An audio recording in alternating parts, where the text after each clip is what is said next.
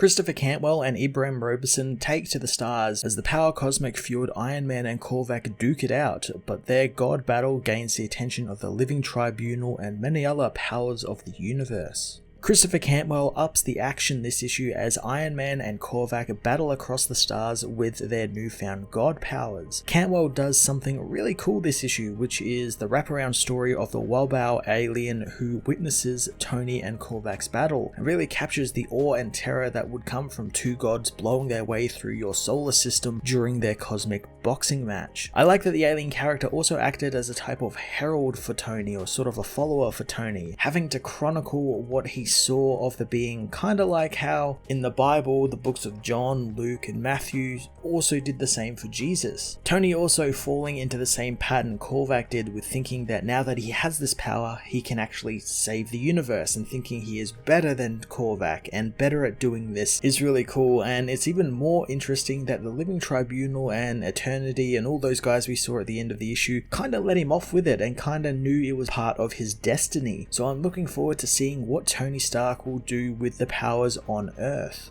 Ibrahim Roberson drops in for the issue and does not disappoint one bit, perfectly capturing this epic god battle in the stars. I really loved his sense of scale for the battle as well, covering the pages in little details that give it some depth and sell Iron Man and Korvac as these huge planet-sized beings blowing each other up. Iron Man issue 15 was another amazing chapter in Christopher Cantwell's cosmic epic, upping the action while still keeping the really awesome man vs god quote-unquote through line throughout the book that looks also to be heading into some more interesting territory, with Tony heading back to Earth with this power. I'm going to give this issue a 10 out of 10.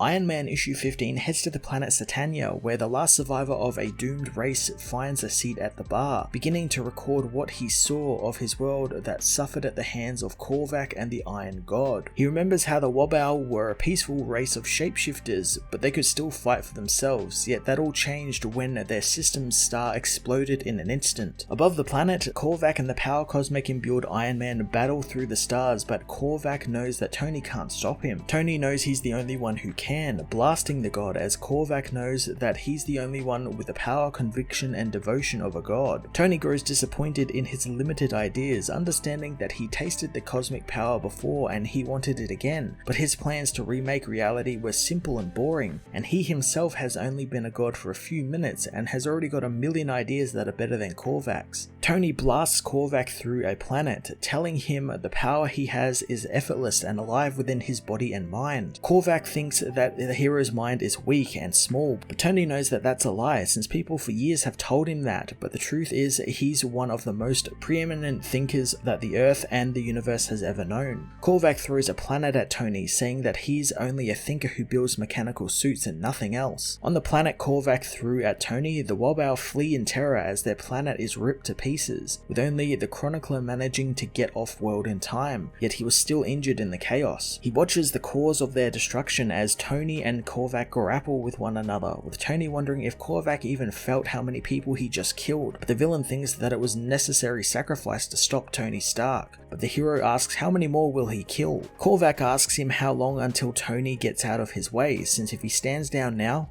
there will only be one more death, Iron Man himself. Tony unleashes the power cosmic, tearing a hole in the universe and reality and into another, blasting Korvac into his new home, telling the villain that it's a completely dead universe, hoping he enjoys the company of ghosts. Korvac wants to know what this place is, as Tony reveals that he's never enjoyed the power cosmic before or understood it until now, that his entire body is its vessel. He knows mechanical suits were just the beginning, and now he has the power and the power is him, and because of this, he can now see a multitude of realities, and this universe matched the death that Korvac is covered in. Korvac asks what did this to the universe, as Tony says that he can hear the whispers of the universe, telling Korvac the entire universe was murdered by their Doctor Doom not too long ago. Korvac tells him that his goals would have induced harmony, not this, but Tony calls him a fool and a waste of an android. Korvac is overcome by the coldness of the universe, but Tony knows that's all the android wanted, as he blasts the villain again, telling him that he won't die in this universe since he's too powerful, but Korvac's quest is over and he will live alone in this reality. Tony stops for a moment, spying this reality's dead Earth as